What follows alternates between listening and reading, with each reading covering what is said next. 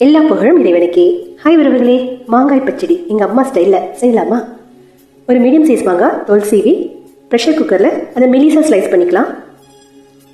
ஒரு 1/4 டீஸ்பூன் மஞ்சள் பொடி, ஒரு 1/2 டீஸ்பூன் மிளகாய்த்தூள், கொஞ்சமாக கல்லுப்பு சேர்த்து 1 டம்ளர் அளவுக்கு தண்ணி சேர்த்து ப்ரெஷர் குக்கரில் மூடி போட்டு 3 விசில் வர வரைக்கும் வேக வச்சு எடுத்துக்கலாம். சைட் பை சைட் எண்ணெயில் கடுகு, சீரகம், உளுத்தம்பருப்பு, கருவேப்பிலை, காய்ந்த மிளகாய் சேர்த்து தாளித்து வச்சுக்கலாம். ப்ரெஷர் குக்கரில் ஸ்டீம் இறங்கின உடனே ஓப்பன் பண்ணி அது கூடவே 1/4 கப்பு வெல்லம்,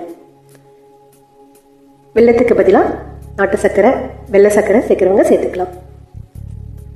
கூடவே தாளித்து வச்சுருக்கோம் இல்லையா, அதையும் சேர்த்து அந்த தண்ணி சுண்டி வர வரைக்கும் அதை குக் பண்ணிக்கிட்டே இருக்கலாம். அடி பிடிச்சிடாமல் கிளறி விட்டுக்கிட்டே இருக்கலாம். தண்ணி சுண்டதும் ஹாட்டாக சர்வ் பண்ணலாம்.